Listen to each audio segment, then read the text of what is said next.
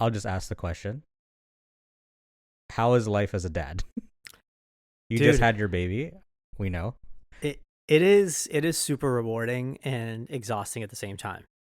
I've been seeing some of your Instagram posts, but I want you to, I know it's only been a couple of weeks, but like walk me through what's been happening. What is your schedule like? What are you guys feeling like?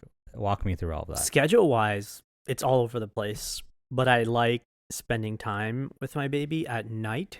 Yeah. One, because I can handle it and handle the feeds and everything all on my own, and you sort of let my wife just get good rest, which I think is extremely helpful first month, postpartum. Right. It is extremely rewarding, though, I will just say. Like, it is a feeling unlike you've ever felt before, and I don't know. It's just you just feel so like in love with this creature that you have spawned. your procreation, which is what I keep calling her. yeah, my procreation. She still looks like an alien to me, but Yeah. I mean, all babies do when they first come out, and they start growing into themselves in about a year. I usually just talk to her like, I often tell Camille that she's a baby god, and Yeah. she probably was like on a different planet causing havoc, and she comes back and she's like, what am I doing in this human body shitting diapers? Yeah. I was a supreme being in another planet. Supreme leader. Kim Jong-un. That's awesome, bro. So you're staying up at night, taking care of the baby. Any crying, anything that you're dealing with that's getting kind of on your nerves? Yeah, I mean, listen, I think there's many rewarding aspects to being a parent, but at the same time, it's okay to get frustrated. Right. It's just human nature, like your baby may not be feeding, maybe they're fussy, maybe they shit all over you, which I've had many times. Really? Yeah, it's crazy, bro. The shit all over Literal, you. like, spray right on my entire body. Oh no. Yeah, and I thought I was prepared. I was like, yo, I got 4 diapers ready. I got a bag on the side. I'm covering her. Nah. Do you go in full PPE? Like, what's the? No. It's like a spray of poop, bro. Like straight. It's like she's like cocking back, and she's like, "I got you, locked and loaded." Spray. Yeah. Projectile diarrhea. Yeah, it was bad. Oh God. Okay. All right. Well, I want to hear more about the baby. What we're gonna try and get this podcast started. Let's do it.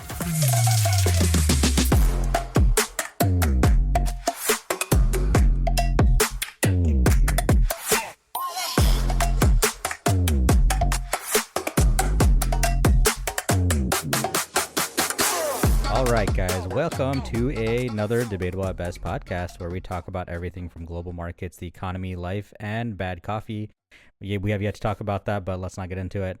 Don't expect any answers here, just perspective. I am one of your hosts, Ray. My name is Amol, and today we're going to be talking about Iran. I gotta say one thing real quick before we get into that. Have you ever watched that one Mad TV skit about Apple introducing products? No. Dude, it's crazy. So like, so they have this like one rack that they put up, and they're like introducing our new product, the iRack, and then people are putting stuff on it, like items, and they're like, it looks unstable, it's gonna fall, it's gonna crumble. It's like, no, it's not gonna crumble, it can withstand it. We add more things into the iRack, and like it keeps doing this skit, and then. And then like the iRack like blows up or something, or like goes up into smoke, and then they're like, okay, you want to shift our attention to our new sneaker, the Iran. And then it was a crazy skit. Mad TV's goated, dude. Yeah, it was back in the I want to say early 2000s when that happened, but it was a really, really funny skit. So every time anyone says Iran or Iran, that's the first thing I think about. Oh my gosh. Here's what I want to do first before we start, because I feel like there's a lot to discuss on this topic. I want to just briefly go over the timeline of like what things are happening, just to give viewers a perspective if they don't already know, which I feel like they would, of like what happened. So what happened is the U.S. and Israel began striking Iran. It was a joint military operation that was initiated by the two of them against Iran's military and strategic infrastructure. And the code name for this operation was Epic Fury, which I Yeah. love, by the way. Wonder who came up with that. The guy who named the Big Beautiful Bill. I feel like that's the guy who came up with it.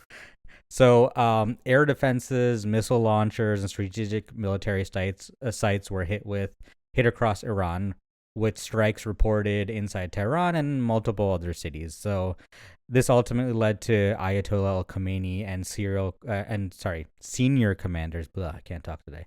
They were reportedly killed, and there's some details that still kind of remain a little bit sketchy about exactly who's kind of alive and who's dead, but we know Khamenei for sure is dead.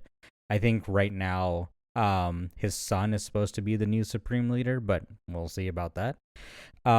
Israel also conducted cyber operations and information campaigns inside Israel, specifically targeting government networks and public apps. So Iran, in response, sent out drones and ballistic missiles across Israeli territory and U.S. bases across the region. So Gulf states like Qatar, UAE, Bahrain, Kuwait, Saudi Arabia, and they closed the Strait of Hormuz, which, if you guys don't know, is a very critical global energy transit route. So this is oil flowing from different countries to Europe, to Asia, to America, and they essentially want to disrupt the shipping and oil flows. So,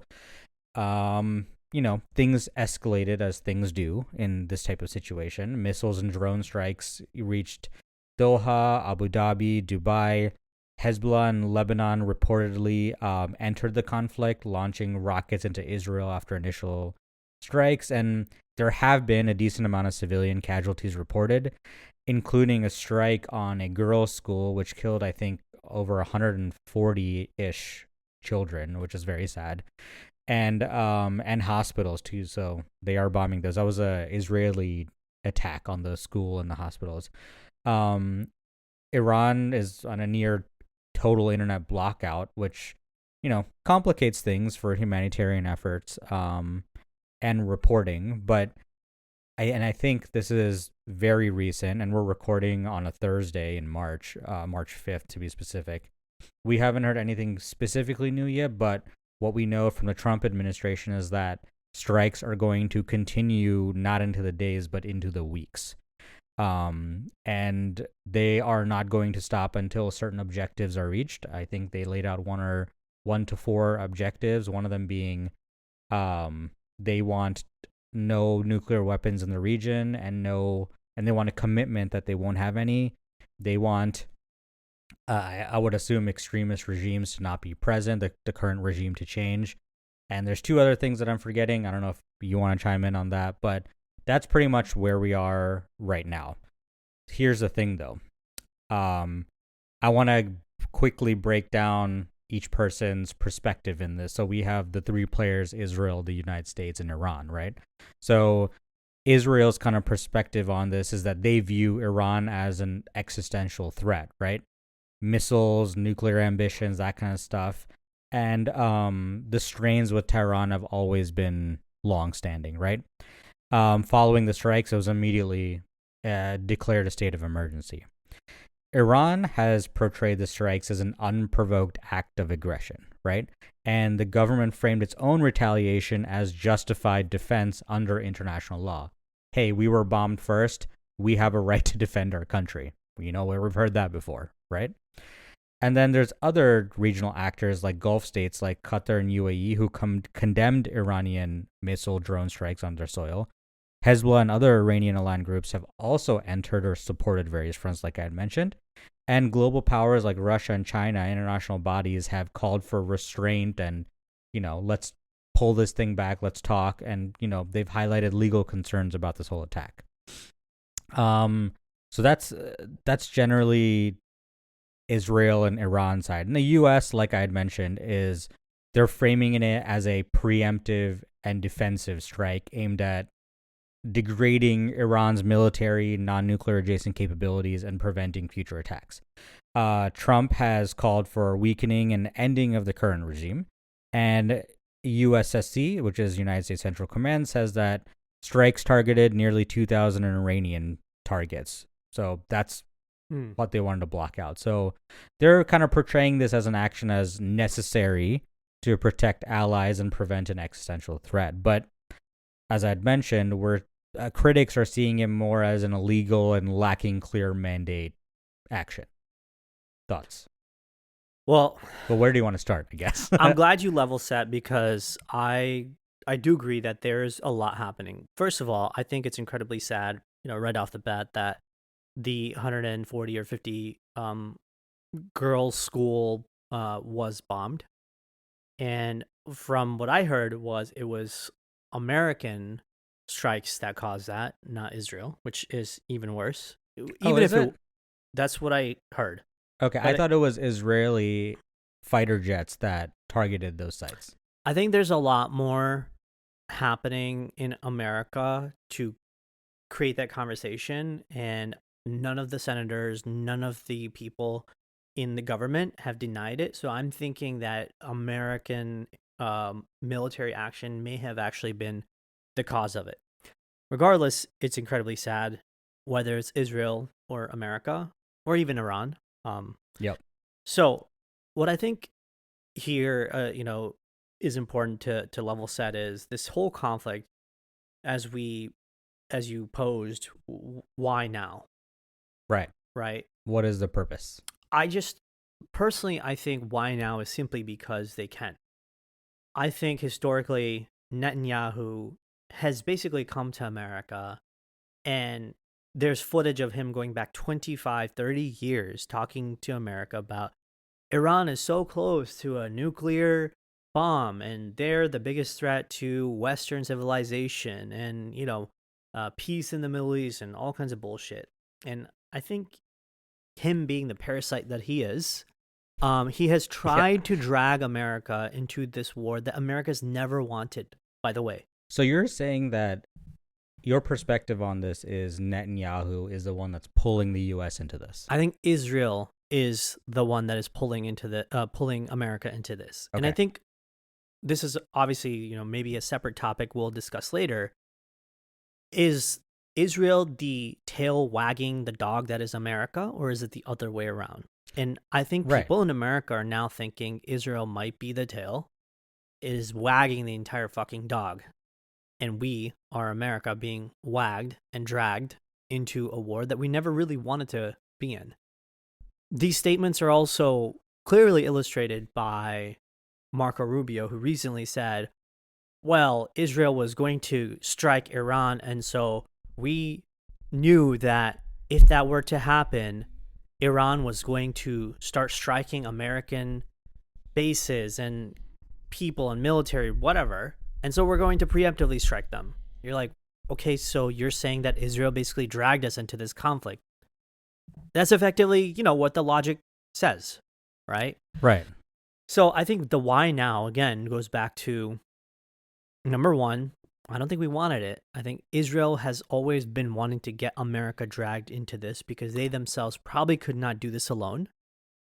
Okay. And I think Israel has tried for 20, 25 years to do this, and no other president thought that this was a viable solution because maybe they just didn't want to start a war that they knew that could really be detrimental for themselves, the region, and Western civilization. Okay, so if you're saying Israel essentially initiated this quote unquote war because the United States is saying this is not a war and they're calling it something else. They're Military calling it action. Yeah, military action or an operation that required strategic intervention, whatever term you want to use. Why does Israel want to do this now? I think because, like I said, I think they can. I think that they have American backing. They can. I mean, we can also push a button and launch nuclear warheads to any other country. So can Israel. They could wipe out Iran in one shot if they want to. Why would they want to do this now, though? Well, because I think nuclear action means mutually assured destruction. And I don't think either country wants that. I think that strategic, action, military action is this veil of just saying that we're just going to push this country into the brink of war and collapse. So they are just fundamentally incapable of maybe restarting their nuclear program, or maybe we're just like they said last April with the with the bombing that America had on the nuclear facilities of Mm-hmm. Iran. They said Mm-hmm. we've totally destroyed and obliterated them. Yeah. Okay, so was that a lie? Why are we back in this situation again? Right. Well, also to kind of clear things up just a little bit, there's no credible evidence saying that Iran actually had nuclear weapons or was even close enough to creating and deploying weapons grade nuclear munitions at all at this 100%. point. At this point, they had nothing. There's nothing substantial to say that that was there. Partly because, and this is true, partly because of the strikes back last June, I think it was, Yeah. when they destroyed a lot of those facilities. Now, yes, could you argue that they were trying to build that stuff up? Yes, you could argue that they wanted to restart the nuclear program, but I don't think that they were as close to a weapons grade nuclear warhead that America and Israel are saying that they were, because they almost pose this as an imminent threat that is days or weeks away. This is the problem, though. Netanyahu has been saying this for 25 years. He's literally on record about this, right? So whether they were close or not, the reality is that Iran has its own subset of issues that's been going on, and they're just dealing with their own society. I think that Israel has and always will be this problem in the Middle East. And I think the Middle East is finally starting to recognize that both America and Israel together are just two schoolyard bullies that we need to get them out of our fucking backyard. And I think this is far more evident now, especially because they are starting to recognize that American military bases in their own respective countries are not an asset. They might be far more of a liability and a threat. Because we just witnessed Iran targeting military bases in these other countries, from Qatar to the UAE, Bahrain, wherever, right? And that just goes to show that this may set off a chain of events of the Middle East finally recognizing that this duopoly between America and Israel is not about bringing peace to the Middle East. These might be the fucking very people who are causing all the problems. And I'm going to say this as like a future prediction. I think what will be truly interesting is the Middle East somehow comes together and recognizes that America is far gone from the peaceful, resolute power that it once was, and it's co-opted and corrupt by Israel. And we need to get these military bases out of all the different countries in the Middle East because they clearly pose a threat to their own respective, sovereign countries. And what that could ignite is this new sort of paradigm shift in how the new world order is set. Because if America is not fully involved in that region and Israel is somehow set to fend for itself and maybe the Middle East is just doing its own thing, okay, well, America gets what it wanted, which was, we don't want forever wars, and now their bases are kicked out or whatever. But what would be also interesting is, imagine if America is just crazy enough and the Middle East countries say, hey, we want you out of here, and America says no. That would be insane. Like, I don't even know what that Wouldn't means. that also be in violation of international law? I don't think international law exists anymore, dude. like international law is like this, line in the sand that people just keep fucking moving. Is international law applicable when they just stormed another country like Venezuela and dragged the president out? Well, it's being debated right now, but yeah, no, I get your point. Yeah. Yeah, is international law applicable when you go, especially Israel, bombing all these other countries around it, just being like, oh, you have so and so, terrorists being harbored in your country, and so I'm gonna just bomb your building. Where's international law there? Right. Because also the other thing that's happening right now, I don't know if you read about this, but there was that motion that was submitted into, was it Congress or Senate? I forget what it was, to limit the power that the president has over acts of war, initiating war. that was apparently struck down. Yeah, because all these people are cowards. All these people are cowards, and they're bought and, you know, basically bought and paid for by Israel, or they've basically pledged their loyalty to Trump. Not the Constitution, not America. It is Mm. really just about Trump and Israel right now. Mm. But I think what we're realizing is some people, especially in Congress, in Senate, they're starting to have a spine. Whether it's Thomas Massey or Representative Ro Khanna, there's many other people who are speaking up, and they're just like, all this APAC money has to fucking go.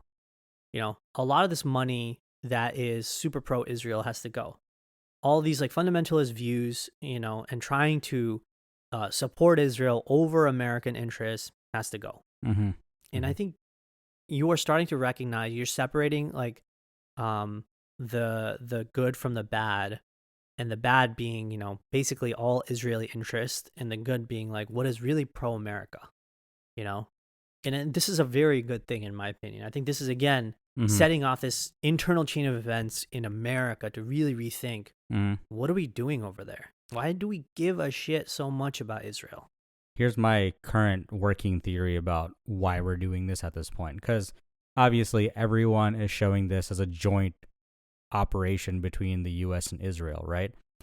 I think the reason that they're doing this right now without the permission and approval of the government, but Congress, right, is because back in June when they attacked them, right, they took out their nuclear facilities, saying that they're funding terrorism, they're going to build up nuclear warheads, they're going to bring this stuff back, and we need to stop them. We need to stop them from having nuclear warheads, and they need to come to the negotiating table so we can actually negotiate peacefully with this country so they can get back on track or whatever it is.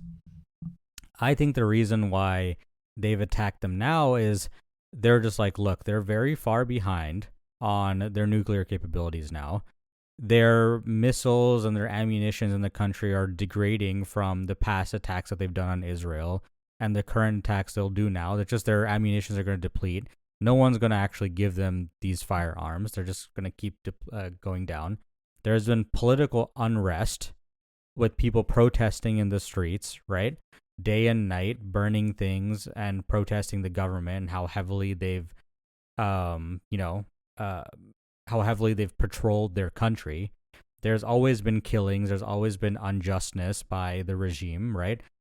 More than 80% of the people there, and I think it's over a 90 million plus country, right, support a new regime or a change that's apart from the current conservative regime. And all of that kind of combines into a fairly weak country. Economic sanctions are through the roof, right? They're not able to make that much money. They can't really sell their oil to anyone. And they just kind of see this as a kick them while they're down moment. And you just go in and you're just like, well, this is kind of an easy target for us. Like, they've always been, quote unquote, the problem. They're always chanting death to America, death to Israel. That's like been the whole mantra this entire time. Why don't we just, they're already down. Let's just, push them off the cliff because they're already there at the edge. Why not just do that? And we don't have to call it a war. We can just call it a strategic military operation and just hit them. And then if they keep hurting us back, then we can be like, well, look, now they're returning fire. It's retaliatory, but it's not. It's not. It's very instinctive, if not, what's the word I want to use here? Deliberate. Very deliberate attack on a country that's already on its knees. I agree. Listen, I think the injustice that was happening to the Iranian people is extremely sad for the past several decades. Obviously, we can go back in history and we know that the Brits in America have essentially, caused a decline of the Iranian society and installed the Shah and all this bullshit set of events. But the reality is, we're here today. And I have a lot of Iranian friends, someone who, works for me as an artist, and his view is that, this military action from America and Israel is good. And I beg to differ because what he's really thinking is we are here. But is he thinking in a perspective of I don't like this current regime? Correct. Okay. But he also thinks, incorrectly in my opinion, that America and Israel somehow care about them. Right. Which that's an important point to note. Exactly, which I think is so far from the truth because, honestly, if we look back on like the last 25, 30 years of conflict, let's just say even like the 50, 70 years, there might be like 2 or 3 interventions out of like the other 25 or whatever amount of countries that we touched, either directly or indirectly through like ancillary means. Not a single country has ever really benefited from American military intervention. Like, what the hell are you talking about? We're America is not in the business of nation building anymore, right? Yeah, that's the other thing. It's like, just today we saw that America and Israel together are dropping, these massive 2,000-pound bombs in heavily, civilian population areas, residential areas, and you're like, oh, why? How is this supposed to set the people free? Yeah, I think that yes, you can be happy to kill the Ayatollah while at the same time be able to criticize your own government and just say, okay, we did our job, great, but what did you accomplish? Like, I think to enter into a conflict, you must obviously be able to answer questions like, why now? What's the goal that we're trying to accomplish, and what is the end state of after all this is done? And I don't think we can answer any of these three properly because, well, at least we don't know, but I'm sure the United States and Israel have plotted their plan. I think we do know, man. I think we're just lying to ourselves that this is somehow, going to be a net positive for society or the world or really anybody. Well, can I tell you really quick what I think? Well, at least what the current president of the United States thinks is going to happen. Can I tell you what I think? I don't think that fucking guy thinks, bro. Well, let me tell you, Eddie. Let me tell you what I think he thinks. Right? He's gonna take out Khomeini, all of these people around him, the entire regime, the Republic forces, whatever they're called. Right? He's gonna take them all out. Then there's going to be some magical messiah in between all of these people of Iran that's going to be like, I'm going to make Iran great. And they're going to install him as leader because apparently all the people that they had picked to be leaders are dead. So they killed their second and third and fourth and whatever fifth option. And they're like, oh, they're all dead. So they're hoping that some guy is going to come up or they're going to be able to identify a person who doesn't align with the regime and push him up, and then Iran will be free and the people will be free, and then no new nuclear weapons will be developed. And I think that's a very rosy picture to paint for the American people, which I feel like a little bit smarter than that. Right? Yeah, I think American people have gotten a good picture of what has not worked for decades. And I'm happy because finally I think the left and the right and the Dems and the Republicans and the MAGAs and the liberals are all aligned in thinking, let's not have, external war interventions in a country that is so far from us. Let's not send our troops, our money, our bombs to countries that we don't really have to be involved with. And we don't want to fight other countries' wars for them. Exactly, 100%. And obviously we're talking about Israel specifically. Yes. I think a lot of Americans are finally thinking, how does bombing Israel, or sorry, Freudian slip. Freudian slip. How does bombing Iran? You slipped like Schumer the other day. How does bombing Iran improve my life here in America? Does it solve inflation for me? Does it make a house more affordable? Does it somehow make my life better? Where is the America First agenda now? It's not. And I think, again, this goes back to a lot of Americans.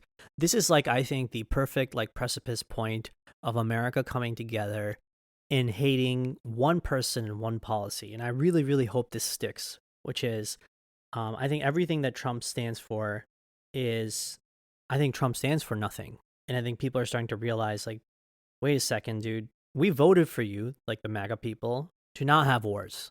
We voted for you to not have, right, endless wars and military interventions and, having our money go abroad and, keeping things America first, which also technically means not Israel first. And they're slowly finding out this fucking guy is probably worse than others, the other presidents, right? Yeah. So I don't know. I think that's a whole separate topic of, this whole like co-opted aspect of government and politicians by Israel. Mm-hmm. But when it comes to Iran, I just don't see any benefit, period. Do you want to hear my perspective on what I think is realistically going to happen in Iran? I mean, I'm assuming, okay, I'll take a guess. I think that internally it's just an ideology and you cannot kill ideologies. That country is going to be the same way that it was like the last 20 years, that it will be maybe the next 10 until they fix themselves. Yeah, then that's almost exactly it. I think a lot of this fighting is going to bolster a lot of these hardline factions inside Iran, right? I think they're going to destabilize a lot of the region in a sense that if you continue to keep bombing and striking and doing these operations, right, you're going to start killing civilians and you're going to start harming civilians, and they're going to stop chanting "Thank you, America," and they're going to continue on with "Death to America," because they're like, "Oh, we thought you came here to help, but you're actually killing everyone," right? Like, because America truly doesn't know how many of the people are regimists, let's call it, who want Khomeini to come back or the regime to live on. They don't truly know the exact number. And also, you can have people inside of the 80% that want the regime change to be like, okay, yeah, we do want a regime change, but we just didn't want that guy. We just want something a little bit different. We just want a little bit more, I don't know, I'm just throwing things out there, a little bit more civil liberties, but we still want to be a conservative nation. Like, there's so many different possibilities. You can't logically or even possibly map out exactly the rosy colored situation as the 100% outcome. It's never going to, I don't think that's ever going to be the possibility. You're going to have so much distress. There's going to be so much destabilization. There's going to be so much turmoil. There's going to be internal upheaval, there's going to be opposition groups. There's going to be like another faction of Hezbollah that's going to be fighting back for the regime.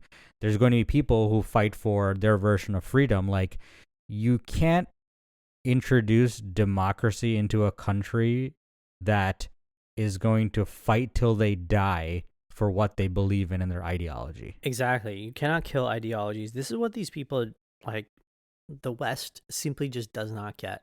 Yeah. If you just fucking leave them alone, like, yes, they're going to cause problems here and there, but it's like a small faction of people. But if you start militarily, like, engaging with them over and over, and you just cause economic sanctions and, cause destabilization, dude, you are going to create a generation of haters. Their kids will remember, their grandkids will remember it. Like, this is an endless cycle. Yeah. I mean, like, I don't know. Again, I don't know what the solution is, but I feel like a realistic outcome would be that there's so much internal upheaval. There's civil wars that are started there. And then, there's just so much unrest inside the country, and America and Israel are just going to slowly backtrack their way, like, into a bush. Like, when that Simpsons meme where, like, he just backs away into a bush. That's going to be the U.S. and Israel after they, like, completely eliminate the regime, whatever they want to call it. But again, and honestly, I think I agree with you there. And I think the way that's going to happen is, as we were talking about before the mic started, it may happen because other countries in the world are just sick of this. Yeah. They're just so sick of all this unrest and uncertainty and global upheaval and trade and commerce and everything. Yeah. And also, to add the point to that, you can't say getting involved in other countries on this level is putting America first because it's in the interest of American security. No, it's not. Like, 100% not. There's nothing in Iran that's threatening American security at this moment. Dude, we are countries and oceans away. Like, Iran was like the last thing to be a threat to America. Yeah. It's a threat to Israel, but I don't remember Israel being part of America. Right. Exactly. I don't remember. I don't remember. It's not even Israel. Other Arab countries have issues with Iran. They do. Somewhat religious based. Yeah. It's a Sunni Shia thing. That's the smaller portion of it, but they just don't want anything to do with that country. Yeah, They're just like, let them be on their own. We're going to do what we want. exactly. To think that Iran is going to become the next Dubai is just like, it's never going to happen. Or the No. next UAE or the next Saudi Arabia. Never No. going to happen. And I think an interesting perspective that, again, you brought up before we turned the mics on was the religious perspective. Oh my God, I have such a unique hot take on this. I actually think that the Sunni Shia stuff has sort of abated for like the last decade or two. Mm-hmm. But the real rise in this fundamentalism is these crazy fucking lunatics in America who are like hardcore Christians, that have somehow gotten into the government and they're spewing their garbage about this greater Israel stuff. Have you heard that Tucker Carlson podcast with Mike Huckabee? No, I haven't. Okay, well, for the viewers, go listen to it. He's really good. This is also crazy because I've never liked Tucker, Mm-hmm. but somehow he's become this like beacon of truth now. Yeah, I don't know how. I've been noticing that. It's crazy, dude.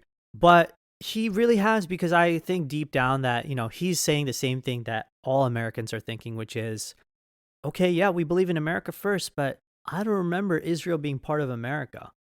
He went and had a conversation with Mike Huckabee, who's the U.S. ambassador to Israel, and Mike Huckabee spews, again, his religious fervor garbage about, he literally says Jews are the chosen people and Israel is like the chosen land.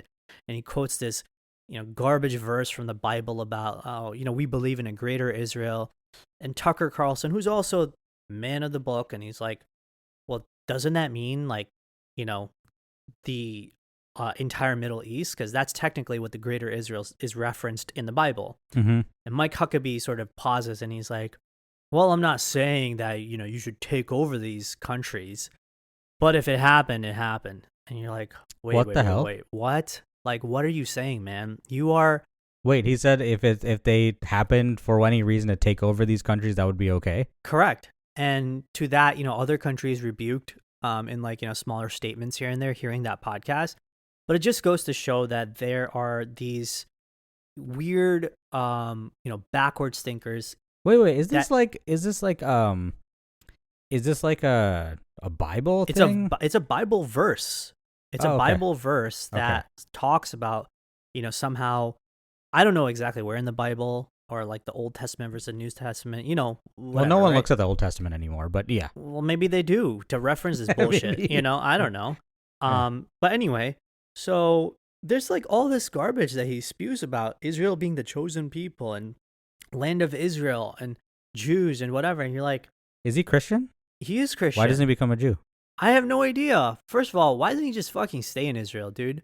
Like, what does that Why have doesn't he to go do? live in Israel? Yeah, I don't, that's what I've been talking about on Twitter nowadays. Like, all these super pro-Israel people living in America, just fucking go live there. Like, you're not America first. Stop lying to us. You don't care about American interests. They always keep saying we are really good friends with Israel for a strategic reason because they're in the Middle East. I was like, my whole problem with that is that, okay, you have Israel for intelligence. Great. Fine. I understand that. Security, that's a thing. I understand it. But they don't have to be the puppet master. No, which they are, though. The whole tail wagging the dog thing, Israel being the tail wagging the entire fucking dog, that is America. And I would actually argue, sorry, and then you can get back to your perspective. I would actually argue actual Israelis, a majority of them, don't want any of this. Yes. 100%. So listen, there's this whole wave of, bullshit that people say, oh, you criticize Israel and you're anti-Semite, right? Shut the fuck up, okay? That's not what this is about, all right? The reality is that the world has seen how much of a problem the Israeli government is. We're not saying all Jews or some Jews or anything. There are many Jewish people who are in fact against the Israeli actions in Gaza.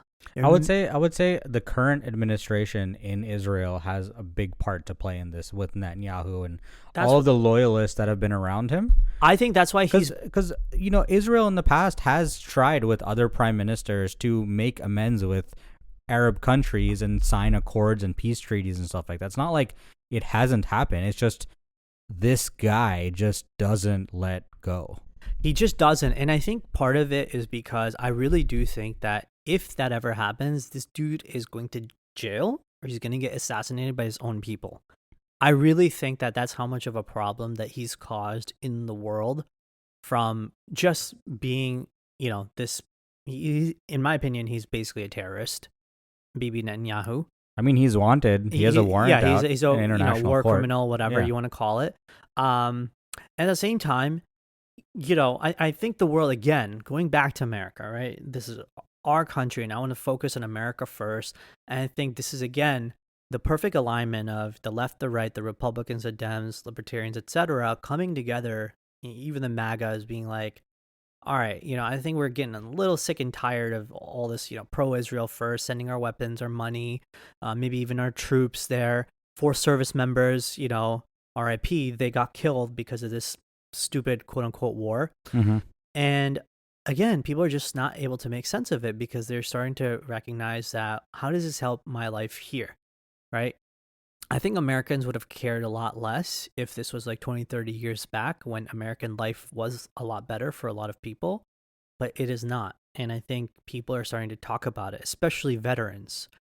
Just the other day, there's a veteran, I think Brian Guinness, if I'm saying his name correctly.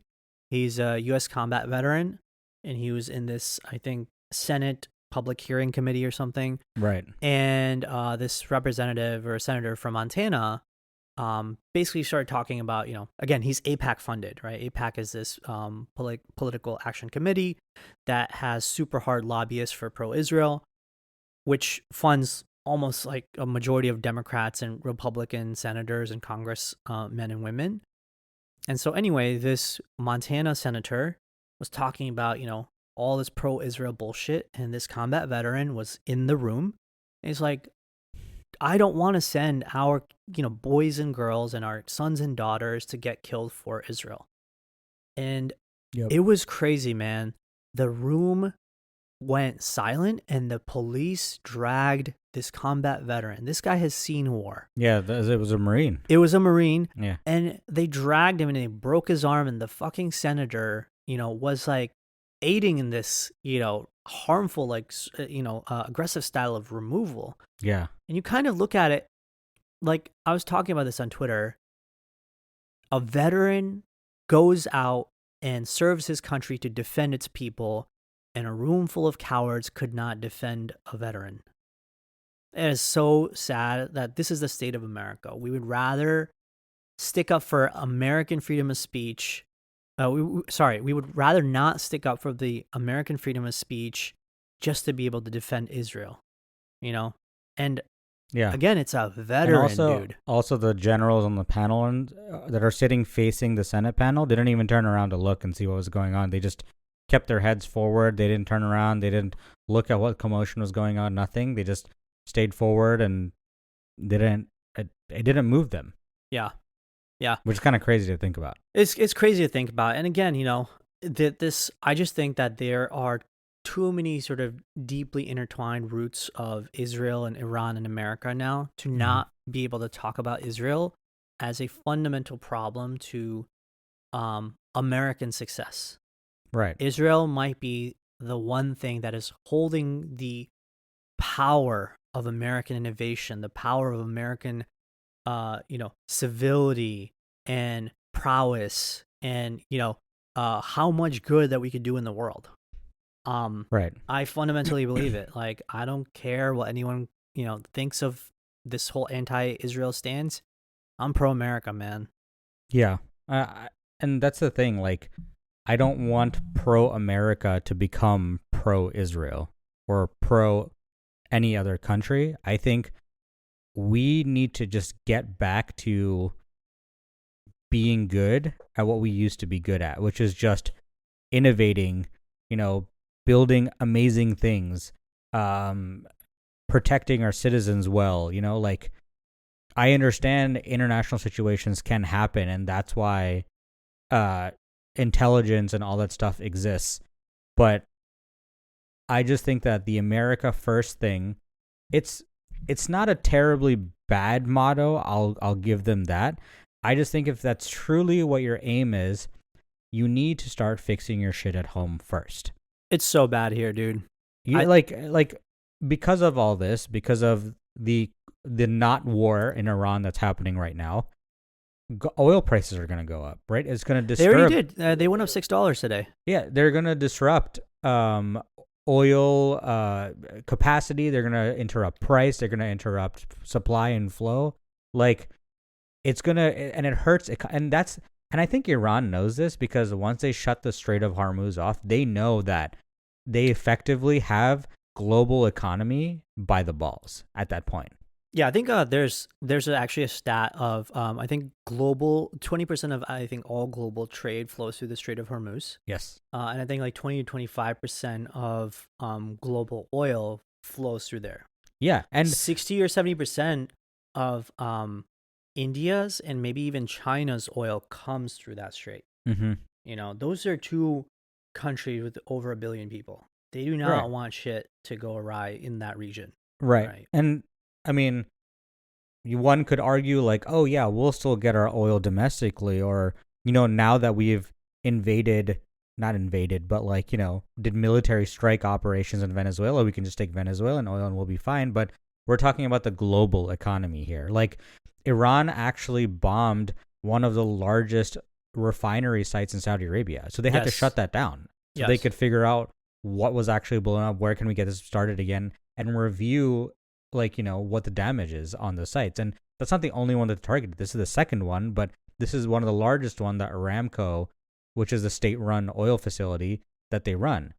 And then on top of that, any oil that's coming out of other regions, they're just burning the freaking ships. Yeah. And, you know, again, I just think that this is such a, what's it called, a dark horse in the whole region, that people are underestimating of how much geopolitical issues, you know, something like a country like Iran could cause. Yeah. Simply because all you really had to do with Iran was not listen to Israel.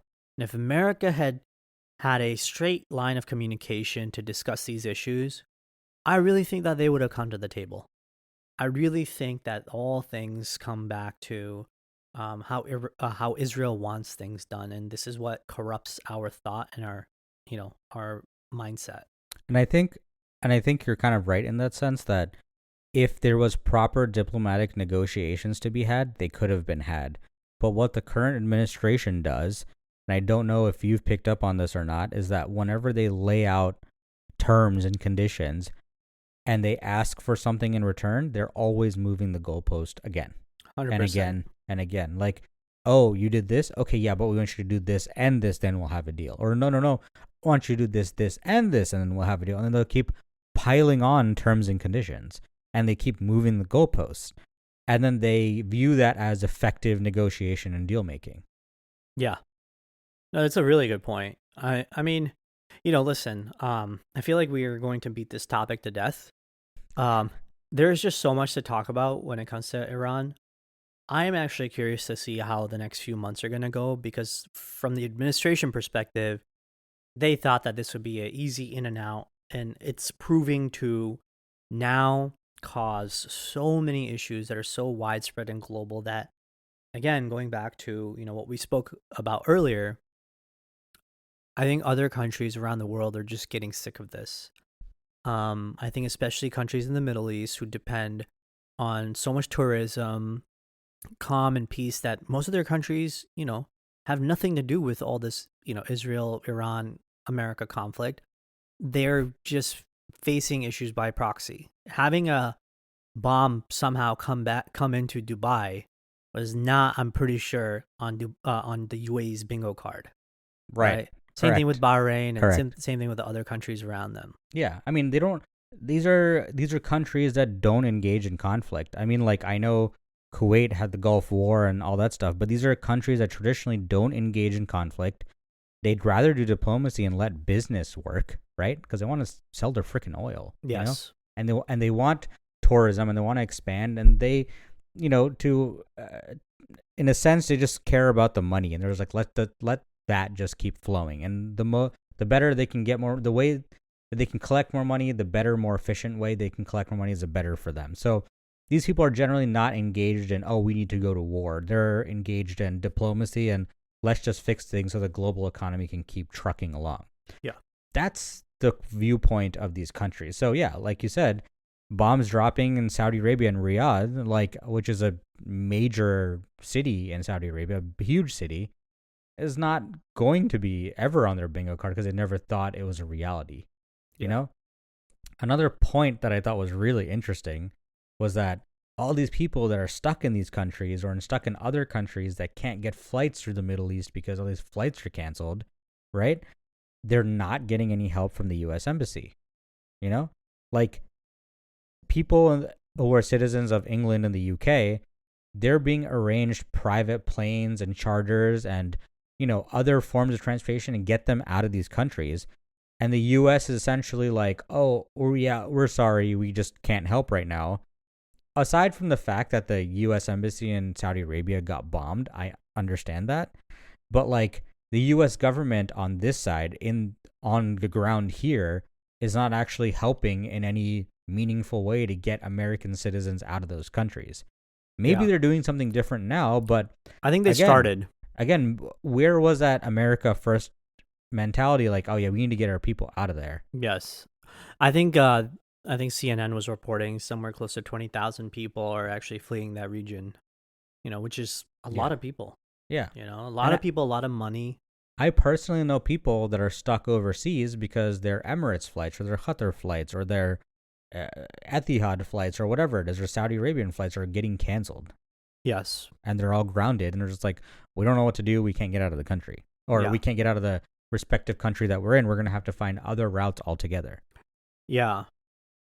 I want to talk about the topic that, you know, we've alluded to, which is just the last few minutes, right, of the pod. How this whole Iran, Israel, America's sort of conflict has been shaping what America as a country feels towards Israel. And I think that's much more evident by way of politics. We see, you know, let's just say not anti-Israel politicians, but rather maybe just people who don't care to bow down to Israel politicians like Zoran Mamdani, James Talrico, and quite possibly many others, because we do have midterms coming up. And I think what is on the ballot and the ticket is, if you are an AIPAC-funded politician, it is probably like a scourge and a stain now than it probably was before. And I mean, you're going to be looked at a certain way. Yeah, you definitely are. And I think I'm glad that both Dems and Republicans are starting to see that having the AIPAC badge is not some, you know, badge of honor. It's a badge of dishonor. And that just means that you're not America first. You're probably Israel first. Right. It's a badge of disloyalty. Yeah. Right? Exactly. And I really think that this is going to be finally, I'm really, really hoping the wave that causes America and Israel relations to really just separate now.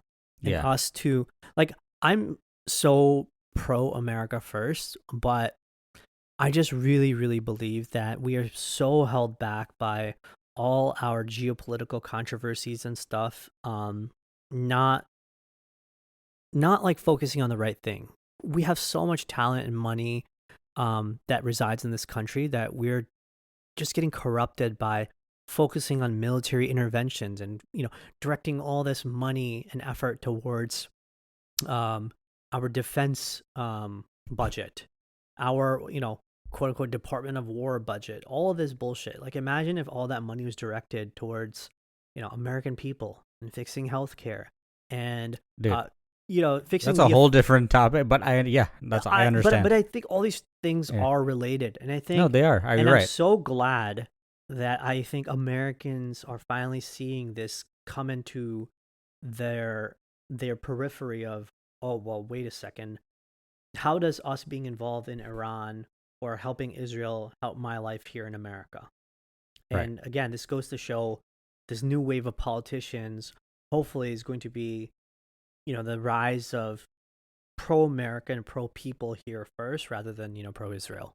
Like, think about it. Like, in the past, the quarter isn't even over yet. Q1's not even over yet. We've ousted Maduro, basically picked him up, threw him off of his own country, threw him out of his own country. We've killed El Mencho, right, which is the drug lord in Mexico, to try and gain some type of control there, right? And that was a Mexican operation, but heavily backed by the U.S. Correct. And now we've killed Khomeini. Didn't they take some Mexican, didn't they kidnap some American tourists? Did they? I don't really know about that. I just know there was like fires all over the place in Mexico, people burning buses down and fires on the street.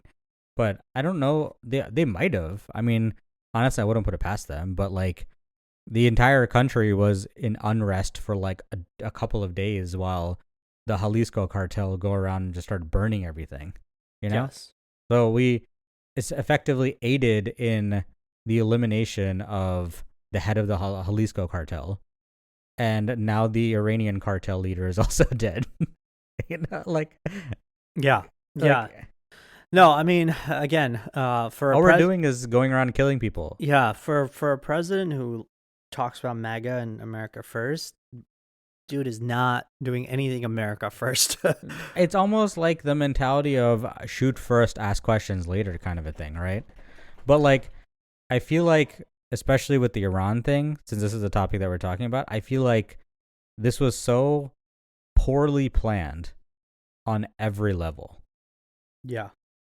Just, if ineffective, I mean, you've heard what my realistic take on what could end up happening is, and I feel like that's going to be what happens, but I just feel like this is all just so poorly planned. I don't think these guys think of second and third steps, right? I don't, or ramifications. Yeah, they don't. I don't think they think beyond like pure, military power, hard power, right? I think that's the problem. Is I don't think that the administration currently understands that American success through history has historically been because people want to be part of the American, wave of innovation and wave of democracy and wave of good in the world, not like military intervention. It has never worked. Okay. I think the world respects America in ways that America right now has totally forgotten. And I think this is why we're just not having success. We were always the country that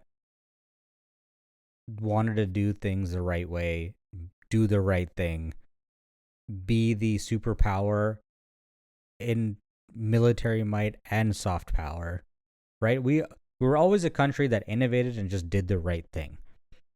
And I feel like more and more as the day goes on, we just kind of lost touch with that. Like, we can't even do the right thing for our own citizens. Things are becoming more expensive. Housing is out of reach. Oil prices are going to go up now because the stupid not war that we started. Like, I don't understand how we can't get back to a place where America is actually the greatest nation on the planet. Yeah. Like, he keeps saying, make America great again. And while I can understand his thinking, I don't actually understand a point where America was so great and that everyone was revering it to a certain level. Like, make America great again, fine. But again, when? When slavery was going on? Like, what are we talking about? Yeah. I mean, listen, I think, that's a whole separate topic for damn sure. Yeah. I think there's a lot of people who are rooting for the success of America. And unfortunately, we're getting into this like dangerous territory in America also, where it's like if you're somehow, anti Israel, you're anti-American. Like, I don't even know where this line of thinking is coming from. Right. But again, I'm glad that America is slowly waking up, and I think all the bullshit is coming to the top and people are just sick of it. And I just hope that change is just around the corner and America gets its head straight.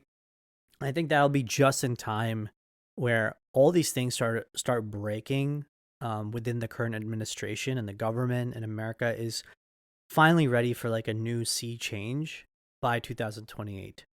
Yeah. What would be insane though is Trump is just crazy enough to start this war and maybe another war, and somehow the war powers allow him to stay president for a third term. Now, that would be truly devastating, and then I think we're fucked. Yeah, I think that's a good place to leave it at. Yeah. Think about that some more, viewers. Yeah. Imagine another term of Trump. Yeah, So much winning. Another 4 years. We're better off. Anyway. That's our pod today, folks. If you think we missed something or you got a topic you want us to overanalyze next, hit the comments and we will try and get to the best one. So until next time, folks, peace. Thank you.